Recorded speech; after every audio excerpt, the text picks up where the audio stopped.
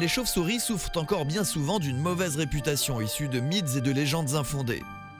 Pourtant, ce mammifère volant joue un rôle important dans la prédation de nombreux insectes parasites comme le moustique-tigre. Chaque année, plutôt que de migrer vers des cieux plus cléments, les chauves-souris hibernent. Dès les premiers froids, lorsque la nourriture vient à manquer, elles se suspendent au plafond des cavités. Le rythme cardiaque se ralentit, la température corporelle baisse et les belles de nuit s'endorment jusqu'au mois de mars et la réapparition des insectes. Ces regroupements importants facilitent le suivi des espèces. Chaque hiver, des naturalistes appelés chiroptérologues réalisent des comptages sous la terre. On se dit un maximum un quart d'heure et puis nous on y est, le temps de traverser le village et on y est. A tout de suite. Allez, zou.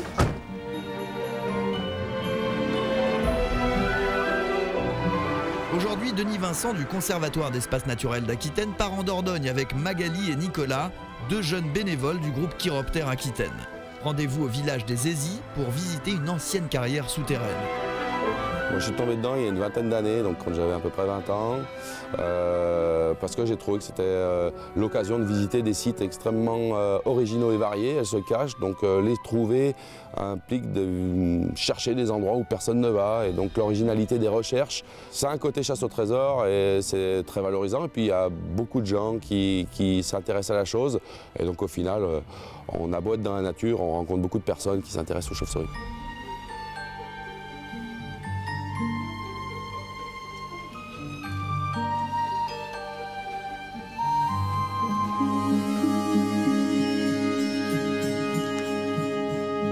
La Dordogne et son réseau de cavités constituent un terrain de jeu privilégié.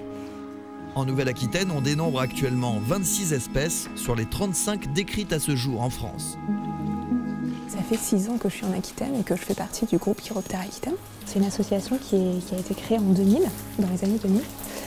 Et en fait, c'est une association qui sert à la protection, à la connaissance et aussi à la sensibilisation du public sur les chauves-souris. Et donc on fait des comptages en hiver, on fait aussi des animations, on fait des comptages en été aussi, des captures. Et je peux tout à fait comprendre qu'il y a des gens qui trouvent pas ça beau. Moi je les trouve très belles, je trouve que voilà, en plus c'est des petits bijoux technologiques quand on les connaît un petit peu au niveau de leur radar, au niveau de leur façon de voler, de se déplacer. Donc voilà, une fois qu'on s'y intéresse, je pense qu'on peut finir par les trouver jolies. Il y a encore pas mal d'idées reçues encore en 2018, que ce soit sur les chauves-souris qui se prennent dans les cheveux, ce qui est totalement faux et qui revient pourtant encore un petit peu. Et puis tout ce qui est les idées reçues c'est un animal qui fait peur, c'est un animal peut-être qui n'est pas utile à l'être humain, ou un animal voilà, qui est moche, ou qui vit la nuit, donc les gens ne trouvent pas forcément d'intérêt ou qui en ont peur tout simplement pour les chauves-souris qui vivent tout près des habitations. Ou alors vecteurs de maladies ou toute autre chose, mais c'est vrai que c'est aussi un travail de sensibilisation à chaque fois d'aller voir ces gens, d'essayer de discuter avec eux, de leur faire comprendre qu'il ne faut pas en avoir peur. En fait, c'est juste qu'ils ne les connaissent pas et souvent, très souvent même, une fois qu'on a discuté avec eux, qu'ils en connaissent un petit peu plus, finalement, ils en ont un peu moins peur, donc c'est bénéfique, quoi. On va rester sur cette allée centrale. Celle qui est là. Voilà, okay. Et on fera à droite et à gauche.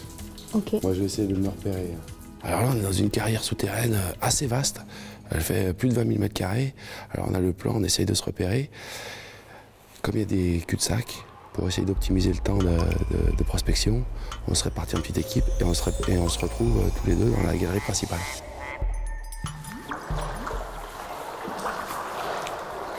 Le comptage des chauves-souris nécessite une tenue adéquate.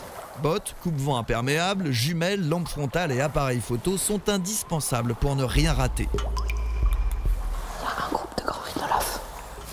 Et du coup, pour éviter de les déranger trop longtemps, on va faire une photo pour après les compter un par un quand on rentre au bureau. Ceux qu'on a vus, là, les grandes grappes là, alignées, c'est le grand rhinolophe, qui est gros à peu près comme ça, qui fait 15 à 20 grammes. On a son petit cousin, le petit rhinolophe, qui lui ressemble comme deux gouttes d'eau, il s'enveloppe les deux, il pendouille. Par contre, le petit rhinolophe, il est gros comme le pouce. Et alors, on a un individu ici, là, qui hiberne. Et en général, les petits rhinolophes, ils sont plutôt solitaires. Alors que les grands rhinos, ils aiment bien être en gros effectifs, comme on a vu à 70-80.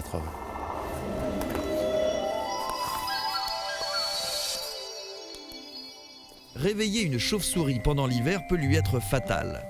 Le printemps n'est pas là, les insectes non plus. L'animal s'envole et consume le peu d'énergie qui lui reste. On maintient quand même une certaine discrétion, c'est-à-dire qu'on prospecte jamais un site à plus de 4 personnes pour faciliter déjà la mobilité du groupe et surtout pour éviter de faire trop de perturbations, trop de bruit pour les chauves-souris.